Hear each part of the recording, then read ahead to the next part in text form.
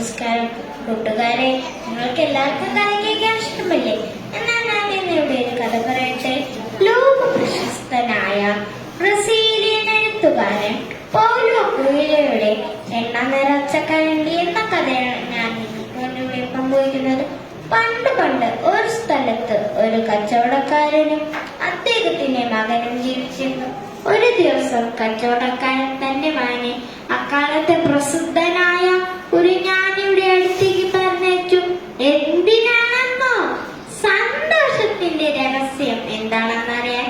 അങ്ങനെ 40 നാൾ മരുഭൂമിയിലൂടെ അലഞ്ഞു നടന്ന് അച്ഛൻ പറഞ്ഞ ആ ഗുരുവിന്റെ വാസസ്ഥലം കണ്ടുപിടിച്ചു. ഒരു കുന്നിൻ മുകളിലുള്ള അതിമനോഹരമായ ഒരു കൊട്ടാരം. അവൻ അതിനുള്ളിലേക്ക് പ്രവേശിച്ചു. അവന്റെ ഉള്ളിൽ ഉണ്ടായിരുന്നത് അതിദിവ്യനായ ഒരു സന്യാസിക്കാനായിരുന്നു. പക്ഷെ ഇവിടെ നല്ല തിരക്കും, പലതരത്തിലുള്ള ആളുകൾ വരുന്നു പോകുന്നു. അപ്പോഴാണ് അവൻ അത് ശ്രദ്ധിച്ചത്. ദൂരെ നിന്ന് ഗുരു ഓരോരുത്തരായിട്ടും സംസാരിച്ചു വരുന്നു. അങ്ങനെ 2 മണിക്കൂർ കഴിഞ്ഞു. ഒടുവിൽ അവന്റെ അടുത്തും എത്തിയ പാടെ ഗുരു ചോദിച്ചു, നീ സന്തോഷത്തിന്റെ രഹസ്യം അറിയാനല്ലേ ഇവിടെ വന്നത്?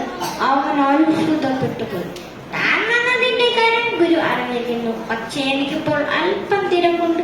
അതുകൊണ്ട് നീ എന്റെ കൊട്ടാരത്തെ ഒന്ന് നന്നായി ചുറ്റി കണ്ടിട്ട് വരൂ. 2 മണിക്കൂർ കഴിഞ്ഞു. കൊട്ടാരം കാണാൻ പുറപ്പെട്ടപ്പോൾ ഗുരു അവനെ തടഞ്ഞു. ദാ ഈ സ്പൂൺ, ഇതിന്റെ 2 തുള്ളി എണ്ണ പിടിച്ചു. ഈ എണ്ണ നീ നടക്കുമ്പോൾ തറയിൽ തൂവാനെ നോക്കണം. അങ്ങനെ അവൻ അത് പിടിച്ച് കൊട്ടാരത്തിലെ എണ്ണമറ്റ കോണിപ്പാളികളും വരാന്തങ്ങളും കയറി ഇറങ്ങി 2 മണിക്കൂർ കഴിഞ്ഞു ഗുരുവിന്റെ മുമ്പിൽ തിരിച്ചെത്തി. നീ എല്ലാം കണ്ടു അല്ലേ? നീ എന്റെ ആ തിരശീല കണ്ടോ? അത് പേർഷ്യയിൽ നിന്ന് പ്രത്യേകമായി നെയ്തു കൊണ്ടുവന്നതാണ്. അല്ല, നീ എന്റെ ഉത്തേരം കണ്ടില്ലേ? അതേ മട്ടിലാക്കി എടുക്കാൻ ഒരു 10 വർഷമെങ്കിലും എടുത്തു. അല്ല, നീ എന്റെ ഗ്രന്ഥപ്പുര കണ്ടില്ലേ? അതിലെ ഓരോ പുസ്തകത്താളും എത്ര മനോഹരവും മൃദുലവുമാണ്. ഇതെല്ലാം കേട്ടപ്പോൾ അവൻ പകച്ചു നിന്നുപോയി.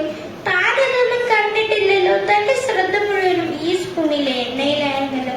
അങ്ങനെ വാസ്തവം പറഞ്ഞു കുറ്റസമം നടത്തി. ആട്ടെ, നീയൊന്നും കണ്ടിട്ടില്ലല്ലേ? എന്നാൽ ഒന്നുകൂടി എല്ലാം നന്നായി വിസ്തരിച്ചു കണ്ടിട്ട് വരും. അപ്പോഴും അവന്റെ കയ്യിൽ ആ സ്പൂണും അതിലെ 2 തുള്ളി എണ്ണയുണ്ടായിരുന്നു. ഇപ്പോൾ അവനെല്ലാം നന്നായി വിസ്തരിച്ചു കണ്ടു.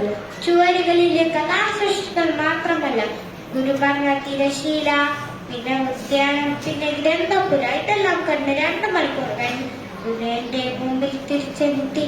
എന്നിട്ട് താൻ കണ്ടതിന്റെ കാര്യങ്ങളെല്ലാം നന്നായി ഗുരുവിനോട് വിസ്തരിച്ചു പറഞ്ഞു. അപ്പോൾ ഗുരുവിന്റെ ചോദ്യം വന്നു, അല്ല, ഞാൻ നിന്റെ തന്നെ ആ സ്പൂണും അതിലെ 2 തുള്ളി എണ്ണയും എവിടെ?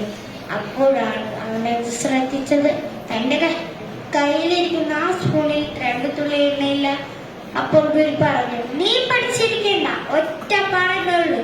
ലോകത്തിലെ സുഖങ്ങളും സൗഭാഗ്യങ്ങളും ആവോളം ആസ്വദിച്ചോളൂ. പക്ഷെ കയ്യിലിരിക്കുന്ന ആ കരണ്ടി, അതിലെ 2 തുള്ളി എണ്ണയും ഒരിക്കലും കൈവിടരുത്. ആ എണ്ണ സൂചിപ്പിക്കുന്നത് സത്യവും ധർമ്മവും നീതിയുമാണ് എന്ന് ഓർമ്മിപ്പിച്ചുകൊണ്ട് ഈ കഥയുടെ അവസാനിക്കുന്നു. പ്രിയമുള്ളവരെ, ജീവിതത്തിന്റെ സന്തോഷം എന്താണെന്ന് മനസ്സിലായല്ലോ. എല്ലാ സുഖങ്ങളും ആസ്വദിക്കുമ്പോഴും നമ്മുടെ പ്രവൃത്തി മറക്കരുത്. ഇതാണ് എണ്ണ നിറച്ച കരണ്ടി എന്ന കഥയിലൂടെ ഞാൻ പറഞ്ഞത്. നന്ദി, നമസ്കാരം.